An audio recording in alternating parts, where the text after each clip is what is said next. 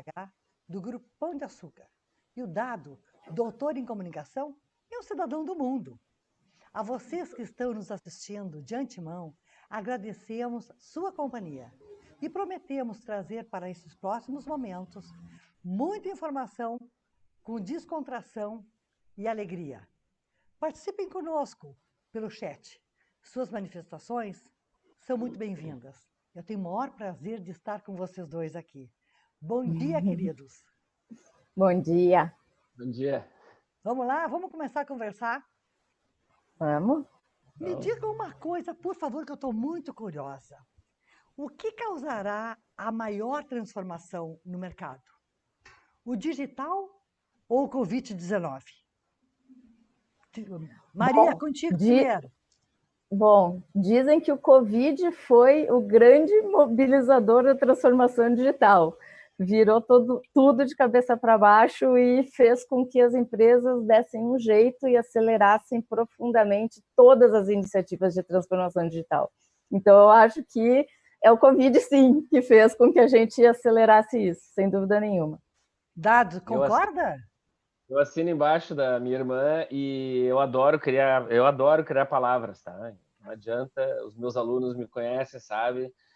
Às vezes é ridículo, mas as pessoas nunca mais esquecem. Então, eu acho que foi o Covid digital. Ah, que interessante. Me diga um pouquinho. A Maria tem uma experiência muito interessante no GPA. E eu fico imaginando as dificuldades, os desafios que ela, enquanto diretora de RH, tem de conciliar as diversas faixas etárias, exatamente nesse mundo digital, introduzindo, integrando. Como é que se faz isso, Maria? Olha, eu gosto de dizer que é um esporte radical. Como eu sempre gostei disso, então estou bem, né? Mas é desafiador. São mais de 60 mil pessoas espalhadas no Brasil, 1.000 pontos de venda, e são muitos mundos que a gente tem. A gente tem o mundo das lojas, o mundo dos centros de distribuição, o mundo do e-commerce, o mundo das áreas corporativas. Então, conciliar esses diferentes mundos e públicos e as diferentes faixas etárias é desafiador, mas é bacana, porque eu acho que a gente tem feito uma série de iniciativas para mostrar que, sim, a gente, falando de universidade corporativa especificamente, a gente consegue, sim, ensinar através do ensino à distância. A resistência era enorme no início, ainda não chegamos no estado da arte, mas a adesão tem sido muito grande, muito pelo que nós estamos fazendo. A gente buscou algo que é lá do Walt Disney, que é o edutainment, que é o entretenimento com educação, e com isso a gente passa as mensagens, passa os conteúdos de uma forma leve. Conteúdo com novela, conteúdo com... a gente tem a nossa Uniflix, que é uma espécie de Netflix com temas nossos, com séries, e as pessoas indicam, pontuam, coisas que fazem com que os colaboradores se envolvam. Então, acho que a gente está numa evolução bacana. Uma das coisas que me chama a atenção nesses últimos tempos de economia 4.0 é que é interessante, né? O trabalho, parece que trabalhar ficou mais leve. Parece que os mecanismos e os métodos de integração, os métodos comportamentais, enfim, eles reúnem brincadeiras, eles reúnem essa gamificação que a gente chama, né? Que possibilita que a gente trabalhe de forma mais suave, brincando, não menos comprometida, não menos séria, mas de um jeito menos pesado. Concorda, Dado? Eu concordo, eu gosto muito de fazer, não sei se vai caber na tela, eu gosto de fazer esse gesto aqui. Que o século XX era vertical e a autoridade vinha de cima, então a gente temia a autoridade. E o século XXI ele é horizontal, a autoridade continua existindo, mas ela precisa ser conquistada. Então é muito mais complexo ser autoridade hoje, porque a gente não pode ser autoritário, né? No século XX bastava ser autoritário. E assim, quem inventou que trabalhar é uma coisa ruim foram os últimos 200 anos, né? Porque antes as pessoas, 250, antes as pessoas tinham ofícios. O cara era sapateiro, era pedreiro, era ferreiro, né? Era curandeiro, ou curandeira, ou ferreira, sapateira.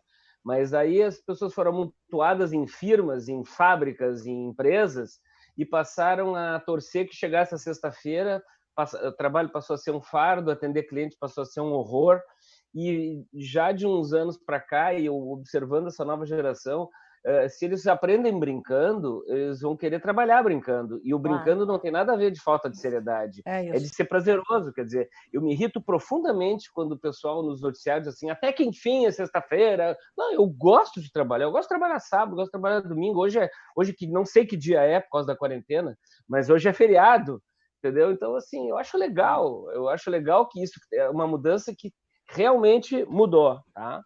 Mudou completamente. Mas vocês acham que o mercado, em geral, está preparado para essa mudança? Está encarando esse novo tempo de forma mais flexível, mas ele está preparado para isso? Ele sabe trabalhar desse jeito? Eu acho que se não sabe, vai ter que aprender. Aham. Uhum. Se não sabe, vai ter que aprender. Não vai ter outro jeito. É fácil, não. Mas nem tudo é fácil e, de qualquer forma, as empresas vão ter que se adaptar.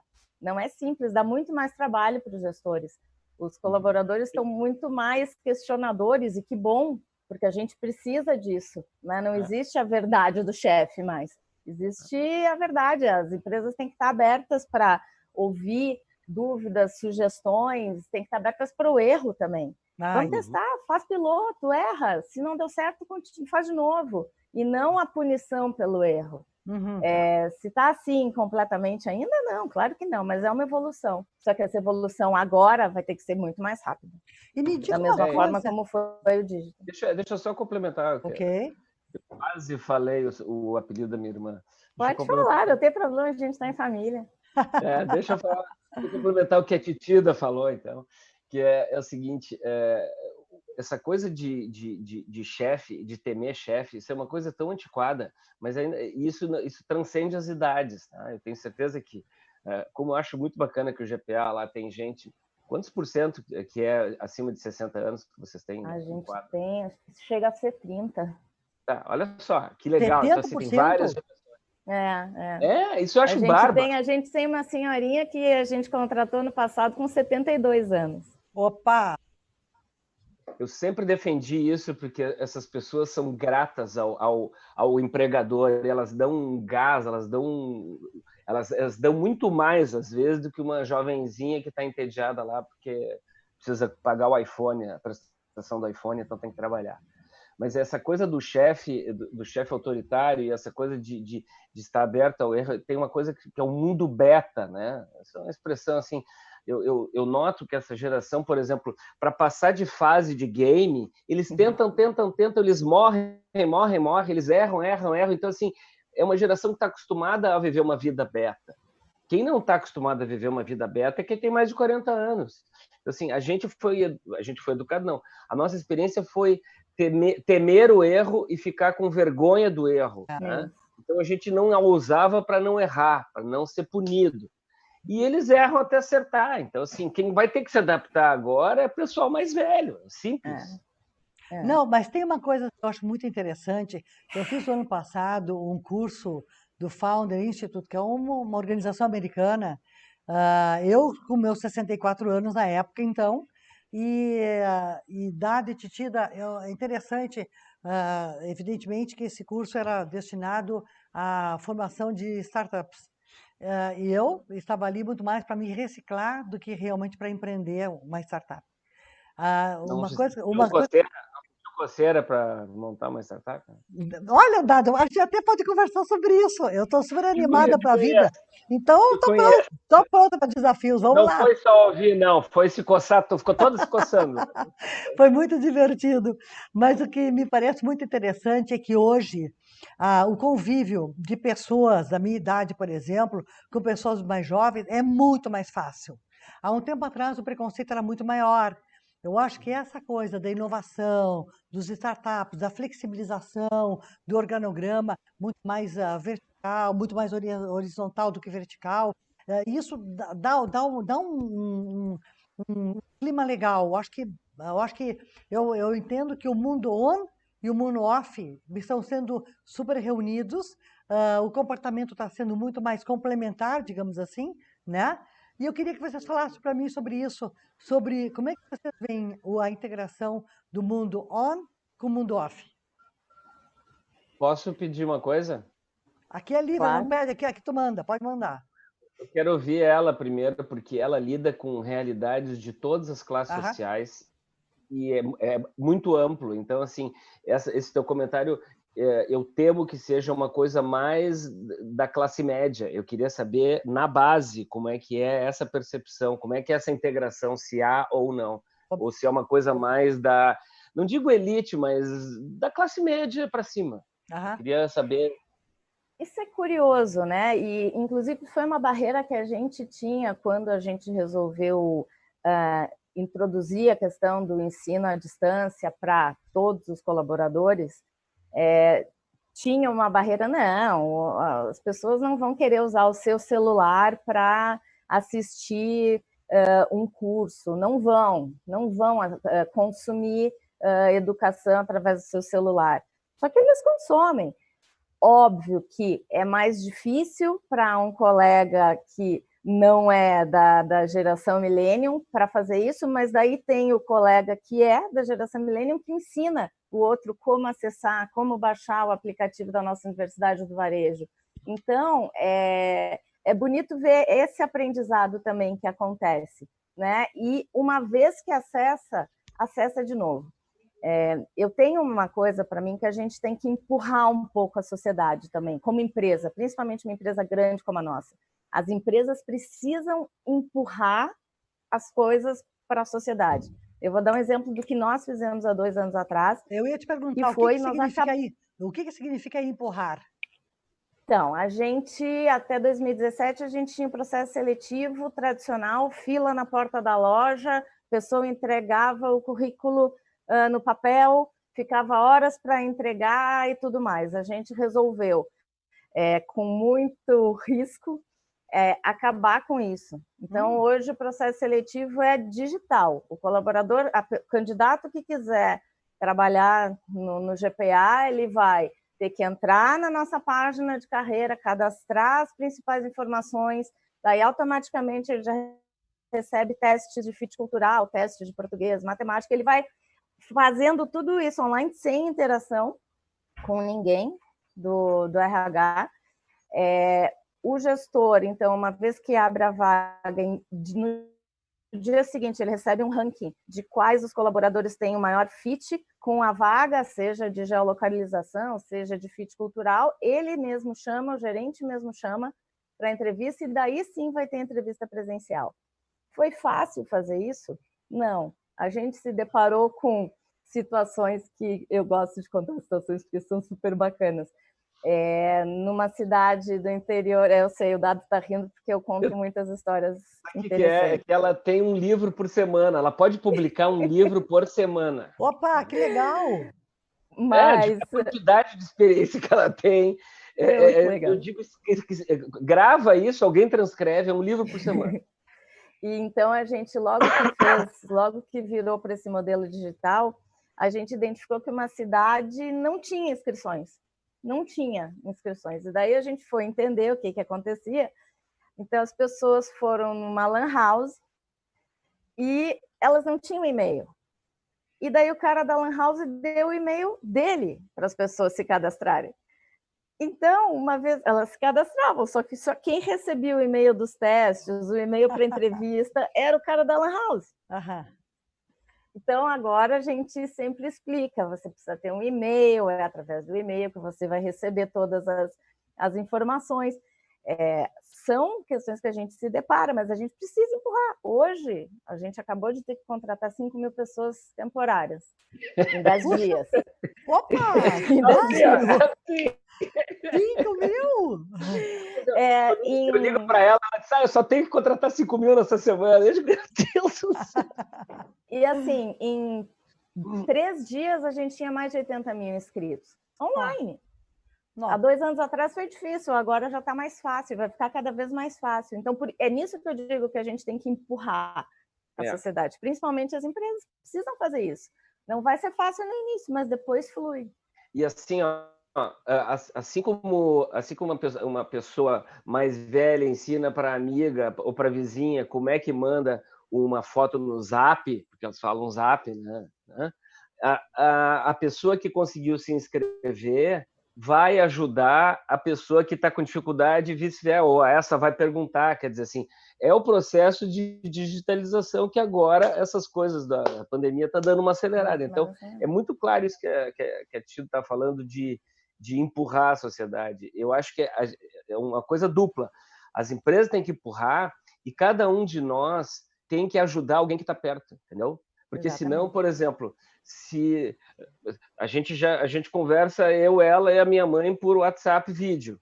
Se a minha mãe não entrar no WhatsApp vídeo, ela vai ficando para trás, não importa a idade. Pode ser uma pessoa da mesma idade minha, 10, 20 anos mais moça do que eu. A gente tem que pegar os que estão perto assim e ajudar a empurrar, tá? Ou puxar. A gente tem, a coisa vai indo, tá? Deve ter sido assim em outras coisas, tipo eletricidade, né? Deve ter acontecido. Telefone. Falar no telefone? Deve ter acontecido coisas muito divertidas e semelhantes. E aí eu perguntaria para vocês o seguinte, saindo da área do varejo e buscando então o cenário nacional e também internacional, quais são os comportamentos que serão exigidos do profissional do futuro? Outro livro aí, pode escrever. que são genuinamente do ser humano, que é a criatividade, a capacidade de aprender e colocar em prática, a questão de trabalhar em equipe, trabalhar com diferentes culturas, saber trabalhar à distância, mas trabalhar em equipe, pensamento empreendedor, não importa se você é uma pessoa que trabalha numa empresa, ou se é um consultor, ou se é um profissional liberal, você precisa ter um pensamento empreendedor, enxergar oportunidades de realização. Você precisa saber se vender, porque no futuro a tendência é ter menos empregos e mais projetos. Então, você precisa aprender a vender o seu projeto, aprender a se vender, aprender a vender a sua ideia. A ser interessante para esse projeto, né? A ser contratável para esse projeto, né? Claro. Você tem que ser... aquele lá, aquela lá é interessante.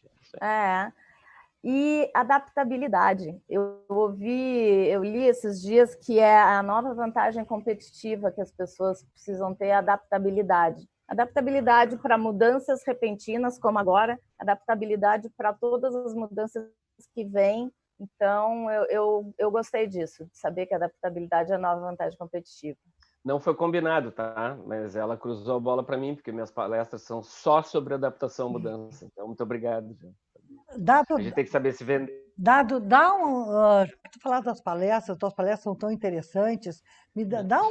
Faz uma mini palestrinha para nós sobre exatamente esse tema, adaptabilidade, e um outro item que tu fala bastante, que eu gosto bastante, que é curiosidade.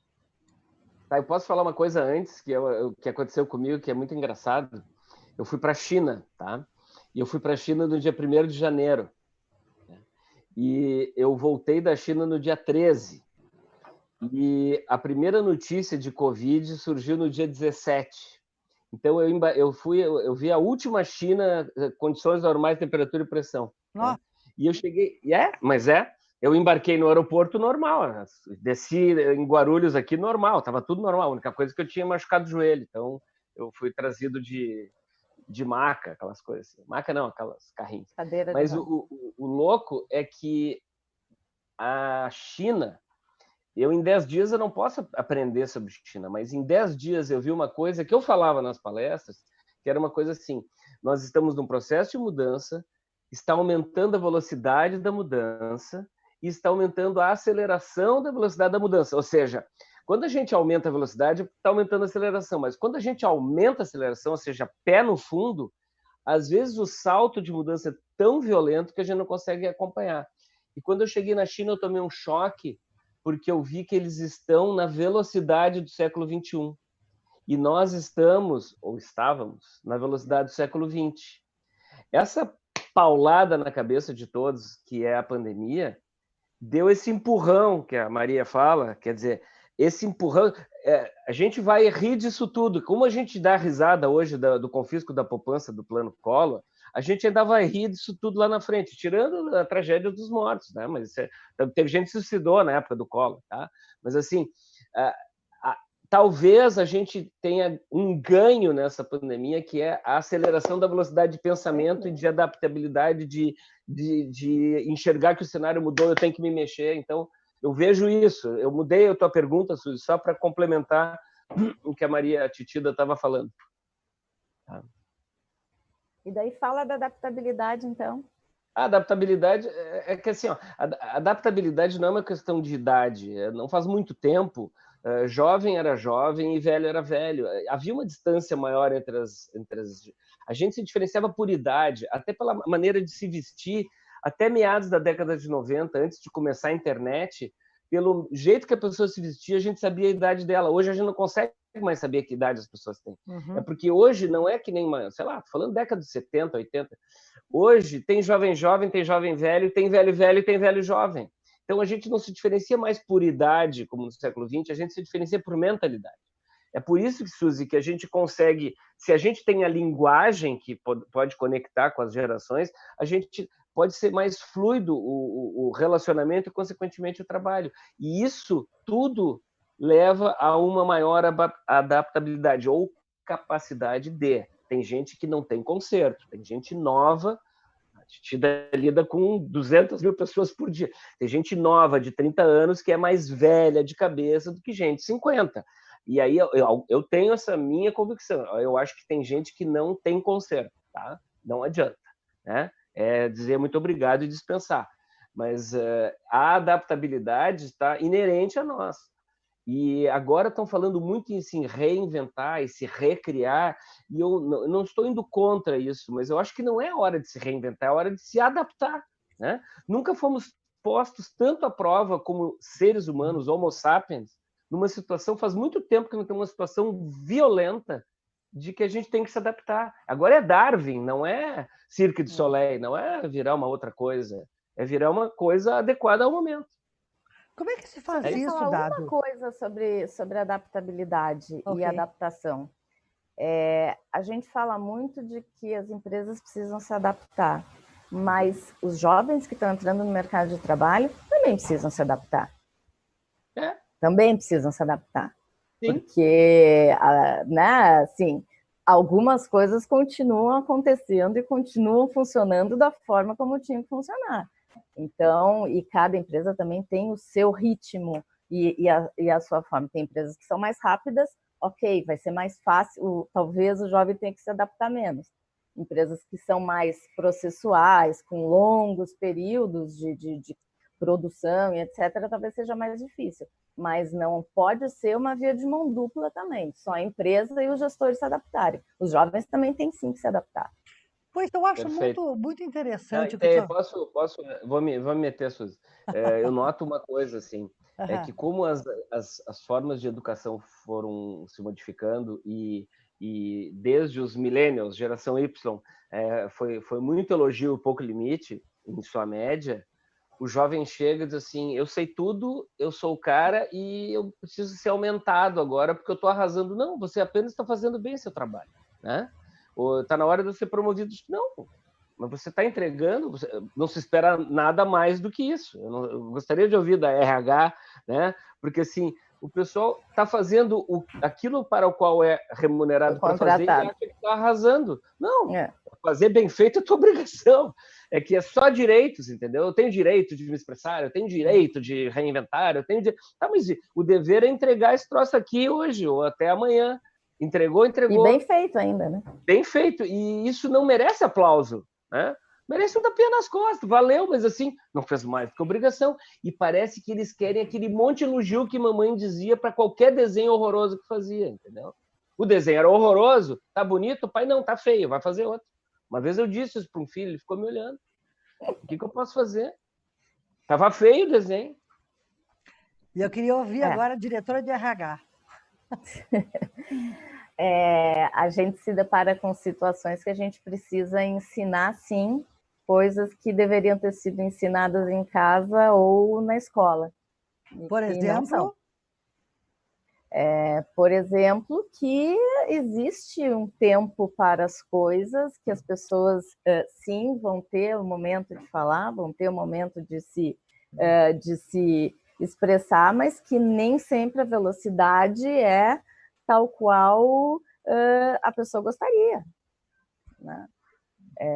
E quando a gente está falando daí mais em loja, a gente tem que ensinar coisas de não é possível abrir um pacote de salgadinho, né? Tem hora para fazer isso.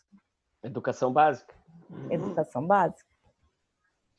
Pois é, eu acho bem interessante esse tema adaptabilidade, e eu queria perguntar para vocês se adaptabilidade é uma ferramenta muito importante, sozinha ou acompanhada com a curiosidade. A curiosidade tem que vir. Curiosidade e vontade de aprender, tá junto. Porque daí, se a pessoa tem isso, ela vai identificar uma oportunidade e vai se adaptar. Assino embaixo, eu queria saber o que tu acha, Suzy. Eu acho que, na minha visão, a curiosidade é a mola mestra que, na verdade, está ditando os tempos. Já dizia teu Hoje, pai, né? Teu pai, né? há um tempo atrás, tu tem razão, eu concordo contigo, as empresas tinham um organograma muito mais rígido e nós tínhamos que respeitar as chefias superiores, digamos assim. Hoje, nós podemos trocar ideias. Hoje, a permissão para a troca de ideias não é que ela seja constante, mas ela é muito maior e muito mais admitida, digamos assim, né? Mas eu acho que, na minha visão, a pedra fundamental que faz com que as pessoas passem os seus tempos surfando a onda é a curiosidade.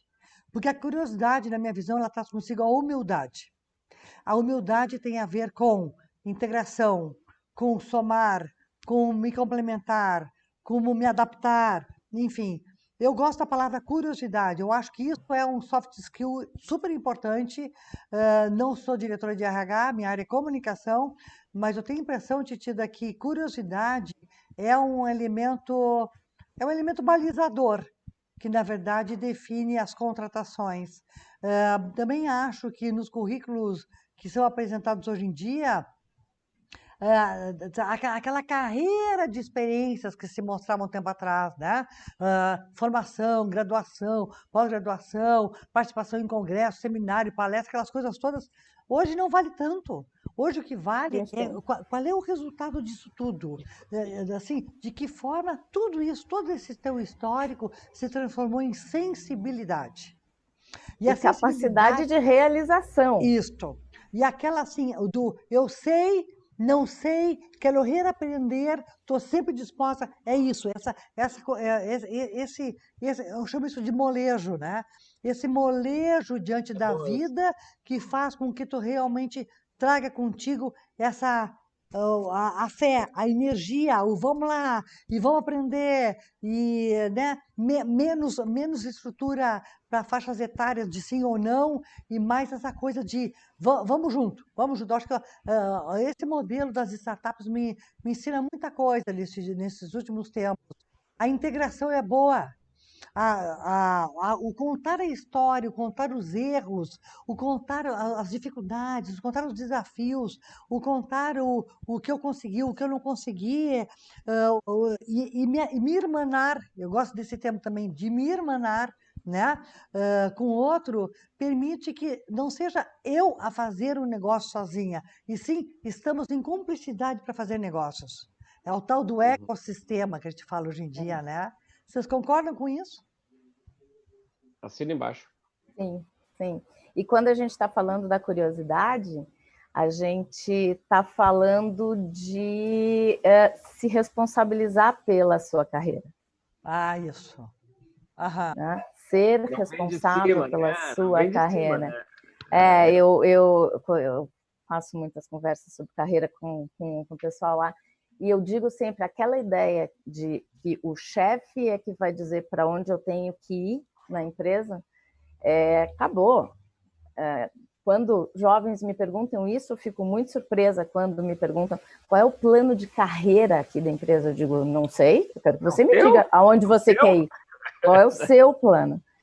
Essa ideia de que é o chefe que vai dizer, agora você vai para cá, agora você vai para lá, acabou. A pessoa tem que saber para onde e tem que descobrir quais são os caminhos que pode ter na empresa ou em outra empresa também, né? E daí, como isso? Tem que saber no que a pessoa é boa. Eu sempre digo, durante muito tempo só se falou do gap que a pessoa tem. O que eu preciso melhorar? O que eu preciso melhorar? Tenho que trabalhar meu gap, só focava em gap. A gente tem que saber, é o contrário, a gente tem que saber no que a gente é bom para ser cada vez melhor nisso. Porque as pessoas são promovidas e são contratadas e são conhecidas, reconhecidas pelo que elas fazem bem, e não pelo gap. Então, óbvio, eu vou ter que aprender, desenvolver minimamente ou adequadamente o que eu preciso para atuar, mas eu não posso esquecer que eu tenho que ser cada vez melhor no que eu já sei, no que eu já sou boa.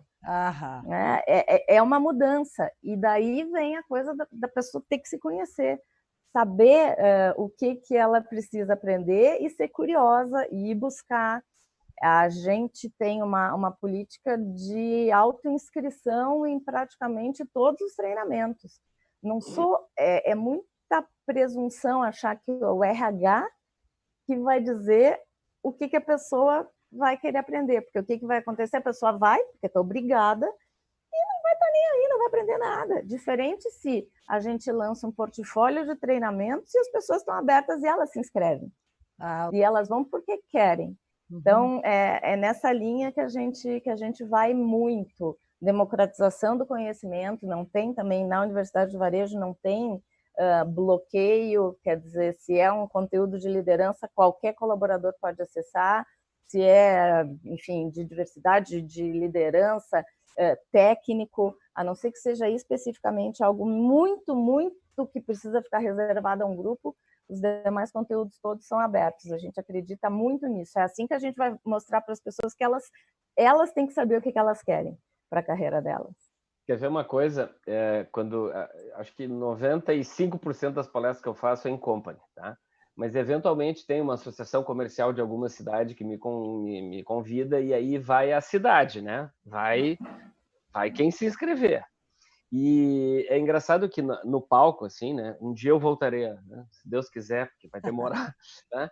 Mas assim, eu olhando a plateia, assim, aí tem um monte de gente com camisa polo da mesma cor, né? São da mesma firma, né? São da mesma empresa. Aí eu sou engraçado, eu já começo a falar e eu digo, pessoal, o pessoal que veio obrigado aí à palestra, prometo que ela não vai ser chata. Os caras abrem um sorriso, que eu digo, eu sei que foi o chefe que obrigou vocês a vir aqui, né? A associação comercial bateu lá na porta do cara, o cara, tá bom, vou comprar 10 ingressos, comprou 10 ingressos, ou deu 10 quilos de alimento, né, para doação, e empurrou os funcionários. Dá para ver na cara quem foi empurrado para aquele curso, ou para aquela palestra, dá para ver quem não está ali porque quis, né? Então eu procuro deixar mais leve para a pessoa isso, mas o que a Titida está dizendo, eu estou cada vez mais vendo isso nas empresas, tá? O pessoal se inscreveu para ver a palestra ou o curso, se inscreveu. E as RHs, quando eu converso, me digam, olha, a gente abriu as inscrições, né? Não obrigou aquela área comercial, aquela área, ou os gerentes, né? E eu posso falar mais uma coisa que eu estou falando muito, não foi de propósito, tá? Mas eu estou usando o copo da Forol. A Forol é um hub de alta tecnologia que eu estagiei no final do ano passado, tá? Eu estagiei não que nem o velho lá, o Robert De Niro, não era um velho lá estagiando, eu estagiei que nem aqueles dois, aquele filme Os Estagiários, que eram os dois 40 foram estagiar no Google, tá? E eu não conheci pessoalmente esse rapaz, mas me contaram que tem um rapaz lá dentro que não é formado em nada. Mas olha que interessante, eu não sei se eu te contei isso, Tida, eu cheguei a te contar ou não. Ele disse, eu quero trabalhar em tal área, tá? E ele olhou para os currículos de todos os cursos que tinham na universidade e não tinha nenhum currículo que fechava com o que ele queria. Sabe o que ele fez? Ele entrou num dos cursos que era medianamente fácil ou difícil, não o mais difícil, nem o mais fácil, ele entrou num curso médio, de média dificuldade, para entrar na universidade. E ele se matriculou nas cadeiras que ele queria para montar um currículo que seria o currículo. Então, ele se formou nele mesmo, ele se formou nele, entendeu? Ele não tem o diploma e ele é um baita profissional, porque ele foi atrás de melhorar aquilo que ele era bom, que é o que eu sempre digo, assim, eu sou centroavante, eu não sei jogar no gol, entendeu? Eu posso até jogar no gol ou na zaga, mas me bota de centroavante. Eu sei que eu vou botar para dentro, que eu sei que eu vou fazer gol. Agora, se botar na zaga, eu vou fazer um esforço sobre-humano para jogar na zaga. Mas eu sou melhor como... Não vai ser bom. Não vou. Não vai ser tão bom quanto. Não vou. Então, eu digo, me bota para isso. Uma outra coisa que eu ouvi, coisa lá do tempo antigo, lá, as empresas que dão certo têm pessoas de lance e pessoas de alcance. Eu não sou pessoa de alcance, eu sou desorganizado, tenho déficit de atenção. Eu preciso de uma pessoa organizada do meu lado, porque eu sou um cara de lance. Agora, lance é comigo. Tem uma ideia mirabolante, é comigo. Agora, eu preciso de gente que vá junto, costurando, porque se deixar para eu organizar, a coisa não sai. Lance mais alcance. Isso é muito antigo, viu, Suzy? Puxa, mas eu não conhecia. Antigo. Não é do meu tempo esse aqui. Não, é da geração que veio antes da gente. Me diz uma coisa que eu queria perguntar para vocês. Nós estamos todos com uma expectativa enorme que esse Covid nos abandone, vá embora daqui e pare de perturbar a nossa vida. O que vai acontecer conosco, profissionais, quando esse mercado reabrir e voltar à sua normalidade? Não tem mais a mesma normalidade, né? Está todo mundo falando do novo normal. Não vai ser como foi, como era. Isso a gente vai ter que... Tu acha que imediatamente não vai ser? Não vai ser nunca. Não vai ser mais igual. Não vai alguns hábitos que foram adquiridos nesse período, que é um período longo, então se tivesse sido 2 semanas, talvez diferente, mas a gente vai entrar aí já no 2º mês. É um caminho sem volta. O online ocupou um espaço na vida das pessoas que não tem retorno. Compras online, delivery, home office, consulta médica, psicológica, ensino à distância, ocupou um espaço que não vai voltar. Lavar as mãos. Eu acho que eu vou lavar muito mais as mãos do que eu lavava antes. Sim. Cuidados com corrimão, sabe? A gente vai se abraçar e roçar em gente que eu não conheço. Eu termino uma palestra, 150 pessoas me abraçam, adoro agarrar todo mundo. Eu não sei como é que vai ser a próxima, se as pessoas vão vir ou se eu vou querer, não sei. Tem coisas comportamentais. Né? É interessante, porque... Essas reuniões aí dessas plataformas, né? A gente vê, assim... Tem gente que não tem postura em reunião presencial e tem gente que continua não tendo postura em reunião em vídeo, né? Eu noto que quando alguém bota um slide da apresentação, as pessoas que estão nos videozinhos, elas baixam a cabeça e começam a olhar para o celular. Tem muita mudança comportamental, muito. É isso, né? E eu acho isso bom.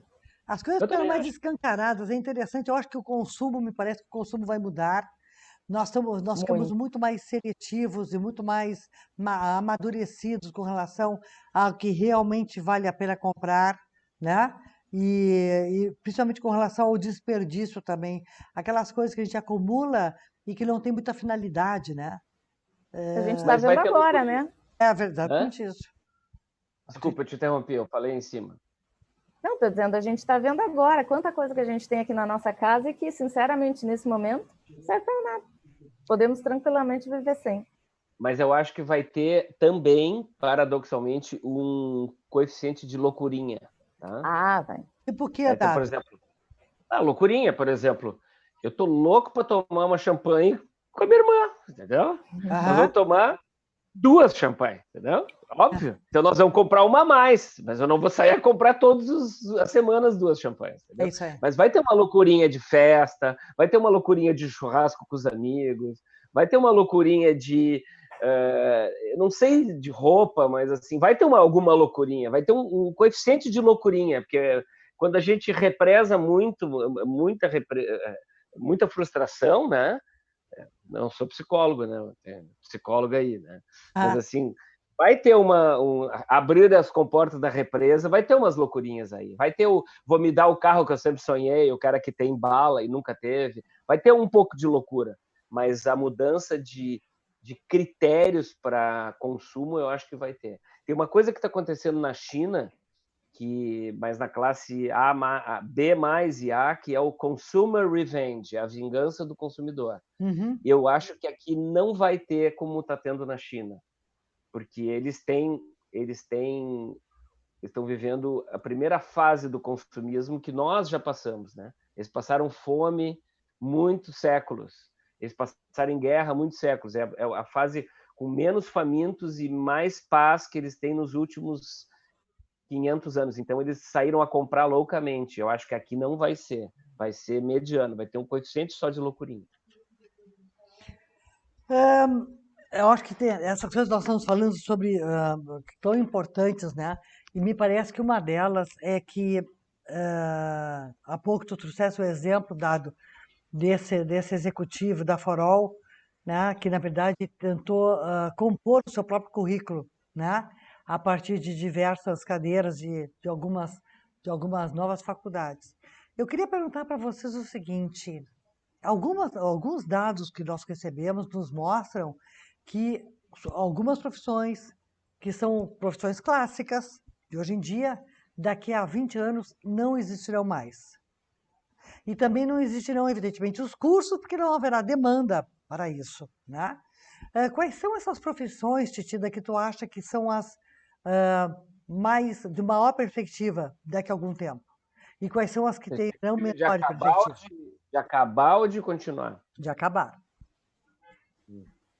O que é operacional e o que um computador pode fazer. Tudo que um computador com inteligência artificial possa fazer, tudo que é mais transacional, isso vai deixar de existir. Por intermediação, isso, né? A intermediação. Intermediação é tudo que for intermediário que não agrega vai ser substituído por algum sistema digital inteligente. Por isso que quando a gente corretor de seguros, se ele não me agregar, eu vou comprar os seguros diretamente da plataforma. Isso já tem, muitas vezes já tem até acontecido, né? Sim. E por isso que quando a gente falou das habilidades que precisam ser trabalhadas, são as habilidades que são genuinamente humanas, né? Porque são as que não vão poder ser substituídas pelo um computador com inteligência artificial. Como, por exemplo? A questão, por exemplo, eu acredito que tudo o que trate da pessoa, eu não consigo, hoje eu não consigo ver um computador fazendo terapia com alguém. Sim. Pode ser que no futuro um dia faça, mas hoje eu não vejo. A capacidade porque assim, toda a questão que a gente tem de pensamento, de saber fazer perguntas para todos os dados que tem aí à disposição. Um dia o computador, sim, vai saber, tem muitos que já fazem, mas por enquanto ainda precisa da conexão com o mundo real versus aliado aos dados que tem disponíveis, e daí sim a gente consegue fazer as perguntas certas para conseguir as respostas. Uhum. Então, eu acredito que e a criatividade, né? Tudo que envolva arte não vai ser substituível, pelo menos a curto prazo, né? Porque a médio prazo vai. A médio prazo vai. Inclusive pintura de quadros e criação de sinfonias. Eu já vi. A médio prazo, sim. Vai ser uma coisa natural, vai viver junto com a gente. Mas vai ter outras coisas que a gente vai poder fazer. Exatamente. Vai ter outras coisas que a gente vai poder fazer que a gente não consegue nem imaginar hoje em dia. Mas os curiosos vão, os outros que não são curiosos não. Eu queria te fazer uma pergunta numa das lives que eu te assisti, e são algumas que me encantam, todas elas, mas tu fala de uma expressão que eu acho muito interessante, que é adultos inéditos. O que significa isso? Somos adultos inéditos porque nós somos... eu até ganhei um livro de presente para Tida, que agora que eu comecei a ler, faz 2 natais que eu ganhei isso, porque eu falo muito, nós somos os primeiros adultos que vamos viver até 100 anos ao natural, entendeu? Se nos cuidarmos. e com capacidade para trabalhar com 95, 98 anos. Então, assim, nós vamos ver mais mudanças em número, né, do que as gerações que nos antecederam. Uma pessoa da minha idade já estava fora do mercado há 20, 30 anos. E se eu conseguir me manter interessante e inédito nos meus conteúdos, eu tenho como empurrar minha longevidade profissional. E nós vamos ter a convivência aí, acho que a Tida pode falar melhor, nós vamos ter a convivência, se a gente já tem 4 ou 5 gerações numa mesma sala, ou no mesmo setor, ou andar de uma empresa, nós daqui 20 anos nós vamos ter 7 gerações, né? E não necessariamente a pessoa mais velha será a que vai comandar esse grupo, né? Não é mais o esquema vertical, né? É a mais capacitada para liderar, né? Então, para aquele momento. Aquele momento. Nós somos adultos inéditos porque nós vamos passar por situações inéditas, nada a ver com pandemia. A pandemia é mais uma cereja no bolo desse ineditismo. Uhum. Já falava isso antes. E eu gosto disso. O que eu acho bacana é essa perspectiva de saber que a gente vai poder ter inúmeras experiências de trabalho e não necessariamente na mesma coisa. Não necessariamente eu vou ser RH o resto da vida. Se me der louca e eu quiser estudar alguma outra coisa ou começar a trabalhar em outra coisa, ótimo. E não existe mais essa obrigatoriedade de ter aquela carreira linear que, enfim, funcionava antes. Eu acho que não vai mais funcionar e nem a gente precisa exigir isso das pessoas. A liberdade, o importante é fazer o que gosta e o que faz bem, porque daí vai ganhar dinheiro. Ou não, mas vai ganhar dinheiro, se quiser ganhar dinheiro. Não vai ganhar dinheiro se não quiser ganhar dinheiro. Sim. Suzy, eu estava esperando a deixa para botar minha mãe que está nos assistindo. Essa é a deixa, tá? Eu não vou deixar de falar da minha mãe, da nossa mãe, a Vera, está lá vendo, tá? Todas as amigas estão vendo, tá? Mas, assim, eu fui um millennial nos anos 80, tá? Uhum. Te lembra bem, Suzy? Claro. Eu pulava de galho em galho, eu trocava de empresa 6 meses, ficava um ano na outra, eu mudava de cidade, sabe? Até casei algumas vezes, tá? E eu era maldito, eu tive que sair de Porto Alegre porque eu tinha uma péssima imagem de inconstante, de não confiável, tá? Então eu paguei um preço na década de 80 e 90 por pular de galho em galho, que hoje é uma coisa que se a pessoa tem talento e vai subindo porque outra empresa chama, tá? Eu não tô jogando confete, só dando um exemplo. Sim, que eu comi o pão que o diabo amassou, e principalmente numa terra como a nossa aqui, o Sul, que é bastante preconceituosa, que tem que ter um empreguinho certo, que não pode mudar, que tem que seguir na linha, tá? Que seguir no trilho. E se não fossem os meus pais, tá? A não me criticar e dizer, beleza, tá feliz, toca. Então, isso é um agradecimento público que eu faço à minha mãe, meu pai que tá lá em cima, porque eu tomei na cabeça das diversas cidades do Brasil que tu me visitaste. Então, assim, eu acho muito legal hoje que agora pode. Eu posso ver a minha irmã daqui uns anos sendo regente de orquestra, ou eu motorista de caminhão, não interessa. Absolutamente permitido hoje em dia. E gente, não era permitido. E eu tomei na cabeça. Nós estamos nos encaminhando para o final. Eu tenho algumas perguntas que eu preciso fazer para vocês. Mas eu queria deixar o registro de um beijão para minha mãe. Ela merece, Vera querida.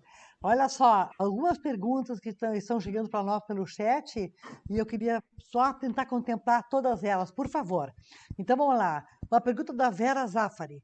Qual a relevância e como será a nova loja física pós-Covid? Bom, eu sou de RH, tá? Então, eu vou dar minha opinião, teoricamente, para estar falando aqui sobre RH. Mas já sabe tudo de loja, já sabe tudo de loja. A loja física vai ser para experimentar, para experiência, para o cliente que quer tocar no tomate, quer ver se o ponto se a alface está crocante, mas vai ser para experiência, para ser um bom momento de estar ali. Sensorial, absolutamente sensorial. É isso aí. Que desafio, hein? Que desafio o varejo Olha, propor experiências sensoriais magníficas para que a gente possa, a partir disso, ficar fidelizado e aí sim cliente dessa empresa e comprar no virtual. E comprar imagina online que, daí, se for o caso. imagina que está falando é uma RH por exemplo, de um grupo que tem supermercado. Imagina que aquela coisa de tocar vai ser só para sentir a textura, mas assim, o tomate já vai vir embalado para casa da pessoa, né? Tem uma revolução visual de vir o tomate com uma película de plástico que não dá para tocar, mas é isso que eu vou receber em casa. Lá eu posso tocar no tomate. Ou posso olhar para o tomate, não tinha pensado em comprar tomate, e na hora, vendo aquele tomate, eu compro pelo site. Né? É isso aí. E manda entregar em casa. E manda entregar em casa. Uma outra pergunta do nosso vice-presidente aqui, Fernando Vilarinho. Neste novo ambiente, como se dará a inter-relação entre as pessoas face to face? Pode ser Instagram do Instagram também. Tá? Pode ser. Pode ser, Dado. Pode ser. Como será? Titinda, vai lá, como será? Eu tô realmente muito curiosa para saber como vai ser, porque eu sou uma pessoa também que gosto muito de estar com as pessoas, eu gosto de abraçar, gosto de beijar as pessoas. Então, e no período antes da gente entrar em quarentena, mas que a gente já estava tomando todos os cuidados, aquela coisa de cumprimentar com o cotovelo, de fazer assim, putz, estava me fazendo super mal, porque parecia que eu estava distante das pessoas, apesar de estar na mesma sala. Então, claro que a gente vai ter que tomar outros cuidados, mas eu espero que a gente possa, nesse aspecto, eu espero que a gente possa voltar a ser caloroso como a gente é. Uhum. Mas não sei, tenho minhas dúvidas, mas realmente eu gostaria. Posso só fazer um adendo? Claro. Já tem gente com muitas certezas de como vai ser a sua vida depois da Covid, a sua empresa depois da Covid, já estão vendendo curso caro eu tenho todas as soluções para você. Quem tem muita certeza hoje, ou está lendo pouco, ou está pensando pouco, ou está tentando manipular alguém. Tá? É um bom tempo para interrogações, né? Claro, poxa. Mais interrogações agora do não que é hora exclamações. de certeza, é hora de pergunta. Não é hora de ter certeza, é hora de ter curiosidade, ter perguntas. Eu acho que o Covid está nos ensinando e nos desafiando para viver o aqui e o agora, né? Mais intensamente. E valorizar isso. O mindfulness, aqui e agora. E valorizar isso. Valorizar, exatamente. E muita festa depois que pudesse abraçar, hein? Vai ter muita. Eu vou fazer muita festa. Opa, tô nessa junto. Óbvio, nós somos terceiros. Nós três aqui, a mãe também. Titinda, olha só, vocês acreditam que o pós-Covid ainda teremos mais entraves legais para implantar todas as mudanças que falamos aqui? Uma pergunta do Augusto Lete. Maia, desculpa, não ouvi a pergunta. Tá passando um ônibus. O problema do home office é isso, né? Passou uma moto aqui aos becos, eu não ouvi a pergunta. Vou repetir a pergunta do Augusto Lete. Vocês acreditam que pós-Covid teremos ainda muito mais entraves legais para implantar todas as mudanças que falamos aqui? Essa foi uma bela pergunta. Ela também é advogada, viu, Suzy? Ela também é advogada. Tá fazendo meu cartaz aí. Eu acho que a gente vai precisar de duas grandes mudanças na sociedade. Uma é a questão da relação das leis trabalhistas. Sim, isso vai ter que mudar, porque senão acaba sendo entrave para muita coisa assim. E a outra que a gente falou, tangenciou o tema, mas eu acho que vale a pena falar aqui, são as universidades. A educação em geral, mas as universidades. Tal qual hoje funciona, não dá. Não atende mais o que a gente precisa para o mercado de trabalho. As universidades trabalham olhando o retrovisor, só o que passou, e não preparando as pessoas para estar pronta para agora e para fazer para frente. Então, acho que são duas grandes mudanças que a gente vai precisar ter na sociedade. Estão surgindo muitas empresas. Oi, desculpe. Não, estão surgindo muitos cursos,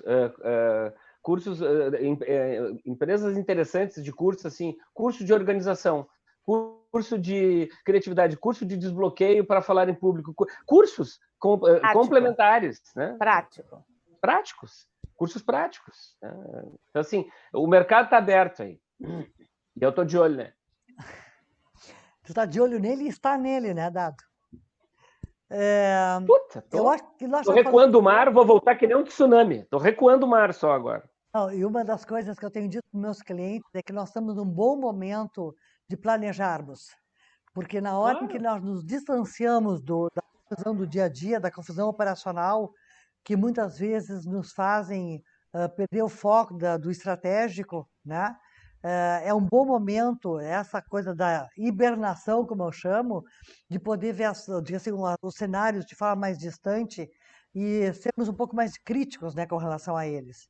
Acho que é um bom momento de planejar para tão logo as porteiras se abram, aí sair correndo e empreendendo, não planejando, já empreendendo. Temos pouquinho tempo, mas eu queria fazer uma outra pergunta que eu acho que já foi respondida, mas não sei se vocês querem fazer alguma amarração com relação a isso. É uma pergunta da Charize. Quais profissões serão as mais demandadas pós-pandemia? A gente já falou e o que eu acho curioso é que qualquer coisa que a gente falar aqui vai ser suposição, porque dizem que as 30% ou mais, tem inúmeros percentuais aí, dizem que essas profissões não existem ainda. Então, é difícil dizer. Hoje, assim, rapidamente, eu acho, cuidado com o idoso, as questões todas de cuidado com a saúde e criatividade, aquilo que a gente falou, que o computador, em pouco tempo, não vai poder substituir o que o ser humano faz. Os diferenciais que o ser humano tem. Que bom. Um bom desafio. Eu tenho uma grande amiga que é a Marta Gabriel, que ela é um gênio, tá? E ela fala uma frase que eu insisto em dizer, porque a gente tem que citar as pessoas, porque senão tem muita gente se apropriando e se apropriam dos meus conteúdos, eu fico muito chateado. Então, a frase não é minha, é da Marta Gabriel. É o seguinte: se você não quer ser substituído por um robô, pare de trabalhar feito um robô. Eu acho sensacional essa frase. Que bárbaro. Exatamente. Queridos Titida e Dado, nós temos 2 minutos e eu gostaria muito que vocês dessem uma mensagem final para todas as pessoas que estão nos assistindo. Por favor, 1 minuto para cada um. Bom, falando de citar pessoas, eu vou parafrasear um amigo e profissional que eu gosto muito, que é o Nélio Bilatti. Ele terminou uma live que fez para a gente, citando um poeta. Eu vejo a vida melhor no futuro, eu vejo a vida mais clara e farta, eu vejo um novo começo de era, de gente fina, elegante e sincera, com habilidade para dizer mais sim do que não. Hoje o tempo voa, escorre pelas mãos, não há tempo que volte, vamos viver tudo que há para viver, vamos nos permitir e vamos estar abertos para o novo. Então, eu acho que essa poesia, que não foi na íntegra, mas ela traduz muito esse nosso momento de agora e o que vem por aí. Obrigada. Que delícia. Dado. Que legal.